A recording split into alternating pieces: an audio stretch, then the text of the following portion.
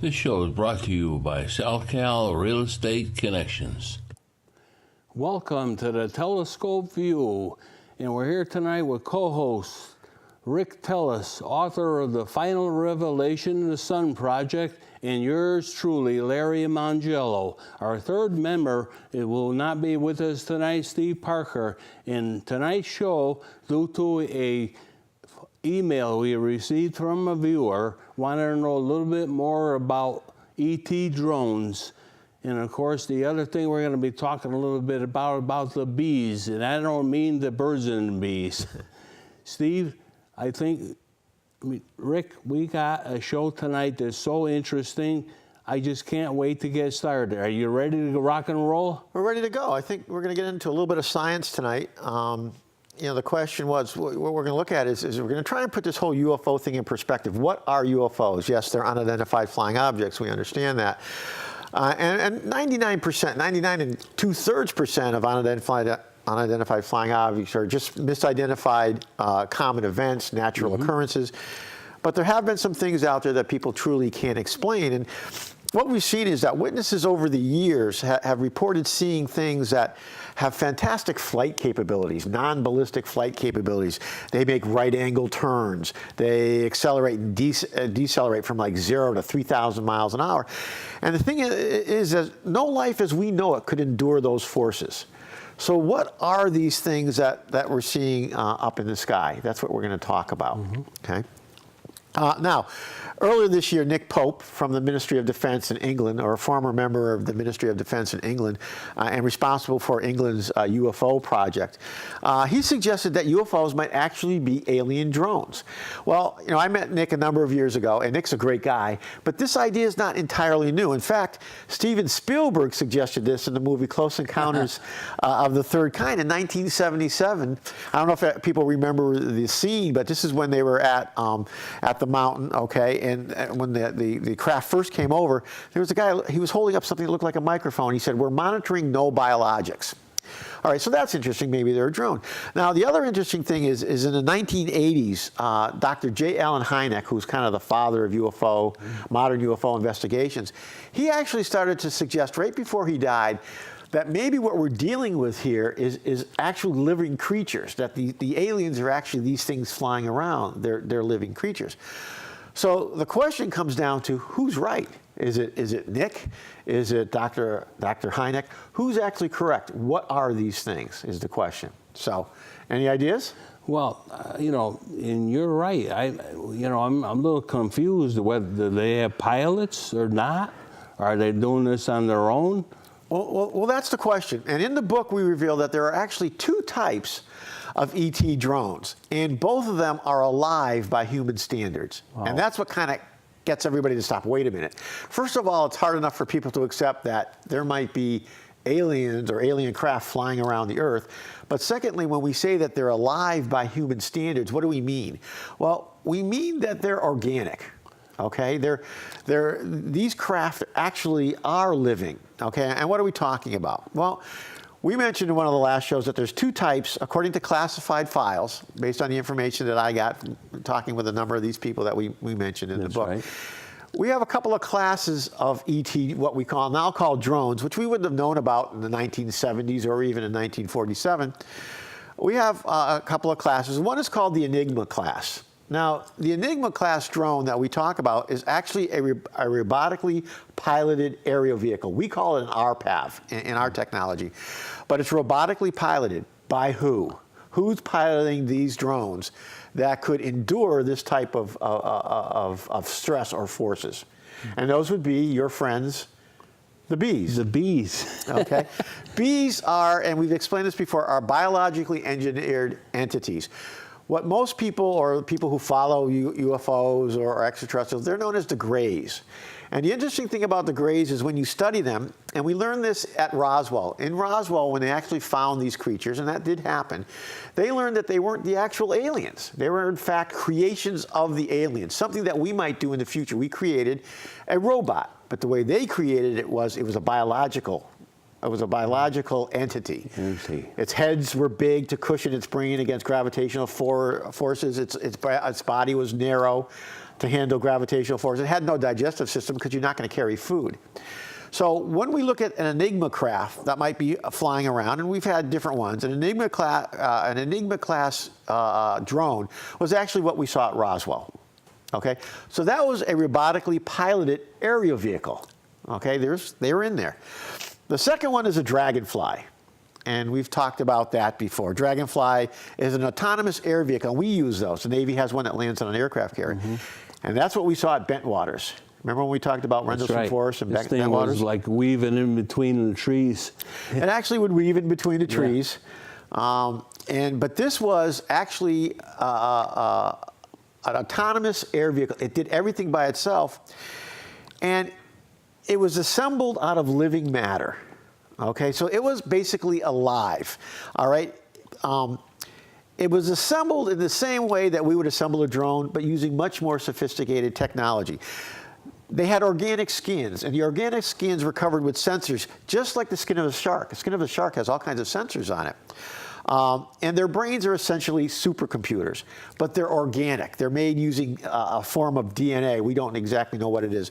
But this is what we learned from Roswell. And over the years, more was learned. And there's classified files out there that kind of explain what this is.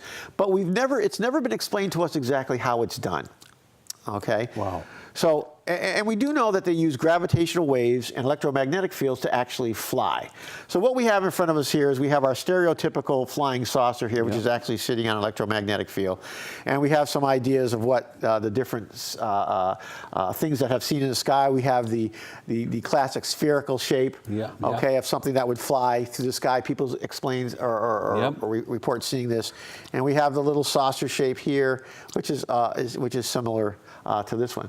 So we're talking about actual living entities here. Now, is that possible? Do you think that everything is actually possible? That's where people have problems. Well, I think it's possible. And the other thing we got to talk about, did they communicate with somebody beyond, the real aliens? Did who? You mean the drones? Yes. Yeah. Well, that's the point. The drones use an electromagnetic. Again, these aliens have mastered electromagnetic fields and gravitational waves, and we're going to talk about that in an upcoming show. Yep.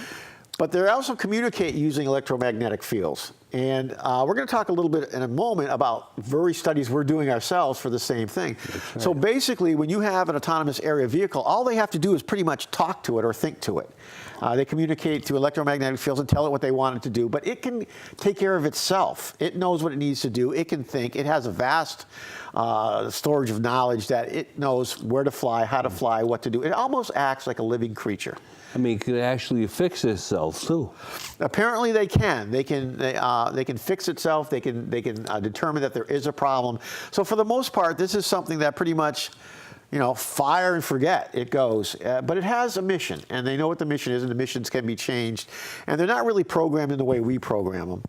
But they do have an understanding of the Earth and us, what's on here. So you're really talking about a bird that you can communicate with. So it's just like I'm talking to you, Yep. They can talk to this thing, and it is alive by human standards, which is a totally different type of design than what we're used to. I mean, far more advanced. Far more advanced than what we do. And I think, the question comes in right away, people sitting out there saying, that's impossible, these guys are crazy, we're going to hear fake news, we're going to hear pseudoscience. Okay, you can say anything you want, because we know that reality is based on science. And what our science can't define must be religion, superstition, or, in this point, conspiracy theory. But I hate to disappoint everybody, but our science does define every one of these things that we're talking about. So, I'm going to mention a couple of them, and this is stuff that, you can look up. Don't trust me, just look this up. So we're going to talk about, first of all, a group called DARPA. And some people out there may have heard about DARPA, and that's... Now tell me, what does DARPA mean? What does it stand for? Well, DARPA is the Defense Advanced Research Project Agency. Okay. All right, so it must be a government thing, right, with all those words? Oh, yeah, that's big words. DARPA's job in this country is to make sure that nobody gets ahead of the United States in technology. So they have all kinds of projects, and you can go to their website and you can look up their projects. They have biomedical projects, they have medical projects, they have computer projects, they have robotics, they have aeronautics. They have everything, and you can look them up. But what you're typically going to see on them is you're going to see mostly the public project. You're not going to see the super secret ones. Yep. But even so, they have a couple of them that you will see. And one of them is a project called Alias. Alias is Aircrew Labor in Cockpit Automation System. This is an artificially intelligent-based system that's supposed to help pilots. Now, it's gone as far as, Alias will go as far as actually having robots sit in the seat and fly aircraft. In fact, a couple of years ago, they actually had a robot in a seat that landed a 737. Wow. They're putting this Alias system into some helicopters now. They're working with Sikorsky, the Black Hawk helicopter. The pilot will now have assistance from Alias. So Alias can actually fly the helicopter for them. Okay, but this is the way we create computers. This isn't an organic type of computer. Now, we got the idea, though, somewhere. Well, the question now comes is, in 1980, you wouldn't be talking about drones. Yeah. 1990, you might start talking about drones.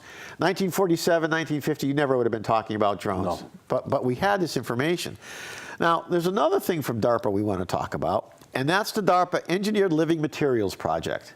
Now we're really getting into weird stuff here, okay? Living materials. Engineered living materials. So they're building living materials. And I'm going to quote right from the project subject topic, which is, here's what the purpose of Engineered Living Materials Project is: to engineer cellular systems that function as living materials. Okay? They reproduce, self-organize, and self-heal. So we want to build things. Let's say we take this little ball here, which is made of what? Probably rubber. And instead of making it out of rubber, we're going to make it out of living material, DNA-based material. So this thing is alive. It can take care of itself. It could reproduce. Wow. And it could self-heal. So if we're doing this today in 2018, is it possible that some other intelligence, or this intelligence that we're talking about, that we've talked about a number of times, is it possible that they could be so advanced that they're a little bit beyond that and actually creating these things? That'd be natural, yes. That would be living. So that's just two items of what we do. There's more. Okay, we're doing a few other things. DARPA also has a thing called the Biological Controls Study. Now, what do you think they're trying to do with biological controls? It's starting to get a little scary. Biological control studies is biologically programming control of living entities. Now that's scary. Now that is a scary thought. Okay, because we're all living entities. Okay, so could we be biologically controlled? Well, that's not the purpose of the project, of course, at least a public project. Yeah. What do we know what's going on? Have you ever heard the term psychotronic weapons? No, I've never heard that. They're very real. They exist, and that is part of psychotronic weapons, is making or biologically programming living entities. So we talked about these things being living, and that one thing is that they have living skins, they're alive by human standards, and then we talked about that they could be controlled by an extraterrestrial race. And we've already talked about two projects in DARPA that we're actually doing the same thing. Probably not as sophisticated, but we're doing the same thing.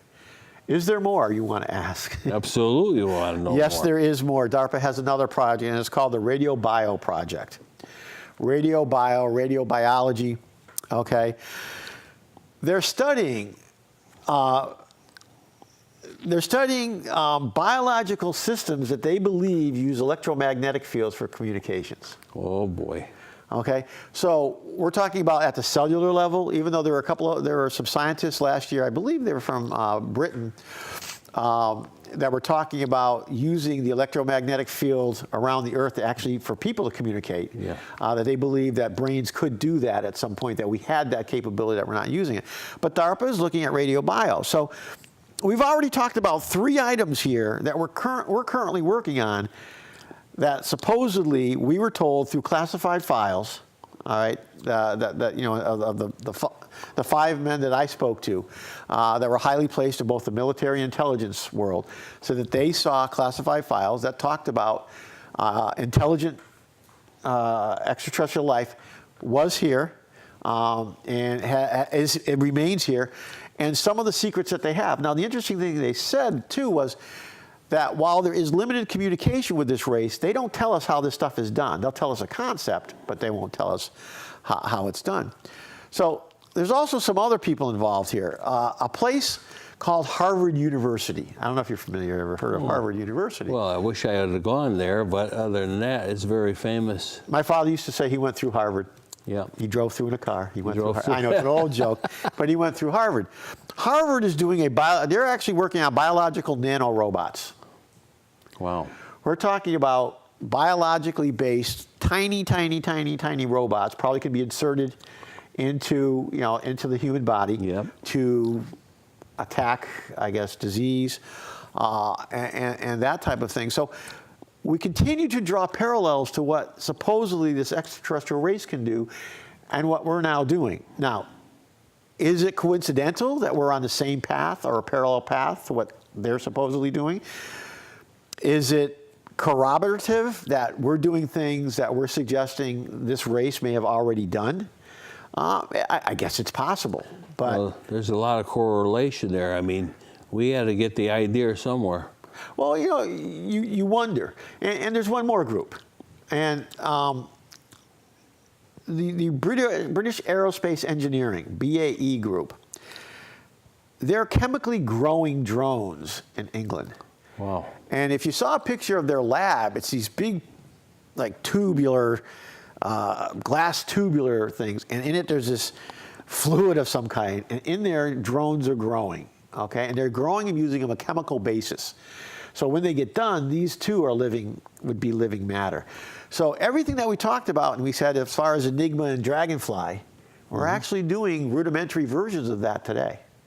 So is it possible that some of those things that are flying in the sky, which are truly unidentified flying objects, or are truly what we call ET craft, is it possible they are alive by human standards? I think, yes, it's very possible. Well, absolutely. I mean, they're advanced further than we are, as far as I could see. Well, that would seem to make sense. If we believe, and we've been told, that there are 40 billion planets in our galaxy alone that could harbor life similar to ourselves, and there's 100 million galaxies in the universe or more, and we know that from Kepler and Hubble, the space telescopes.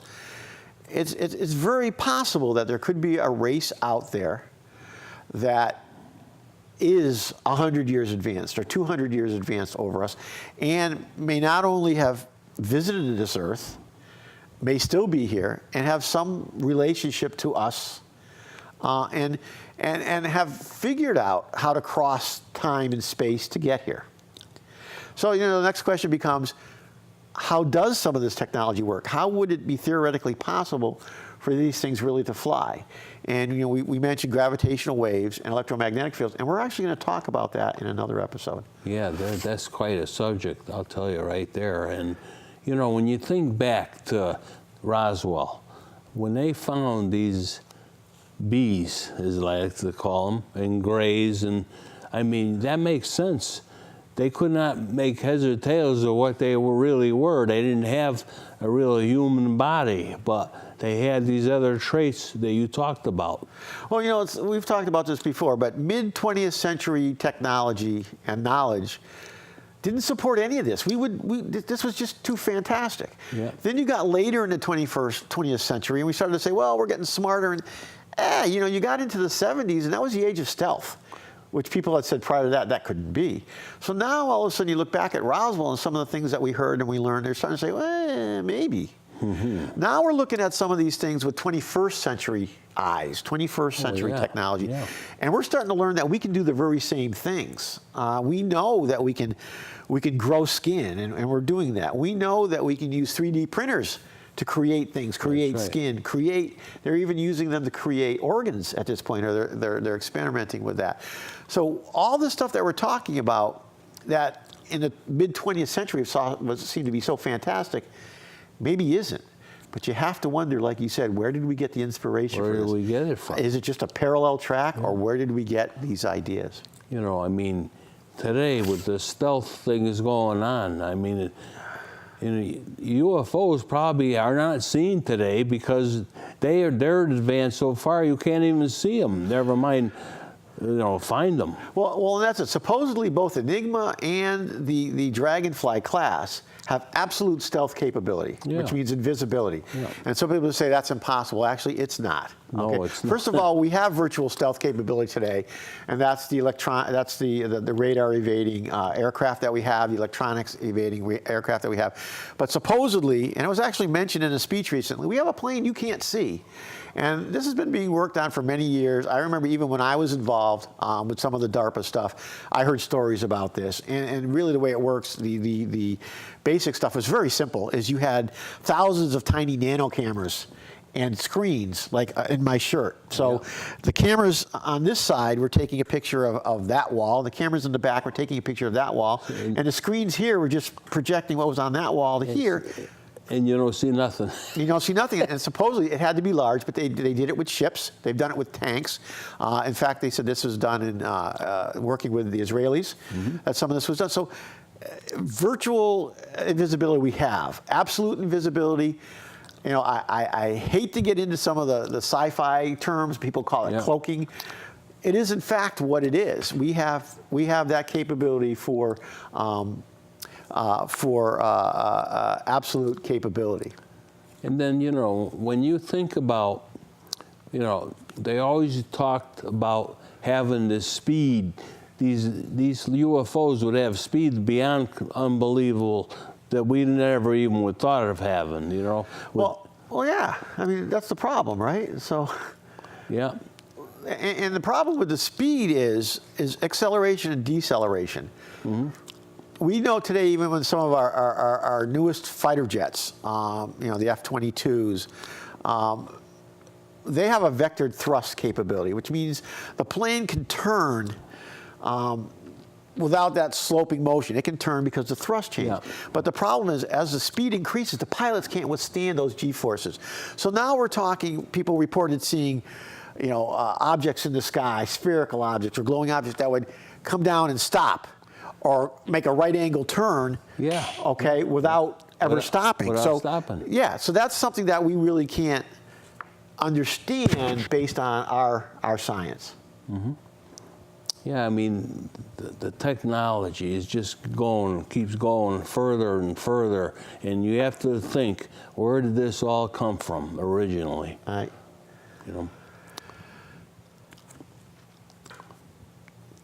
So the question then becomes, is this possible? Yes, I think it is completely possible.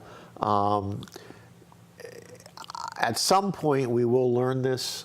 I think I have learned after writing the book and talking to different people that I think people are ready to believe that extraterrestrial life exists, but they are definitely not ready at all to believe that it has probably visited Earth and may still be here among us. Absolutely. I mean, when you talk about visionaries getting their vision, where did it come from? Right.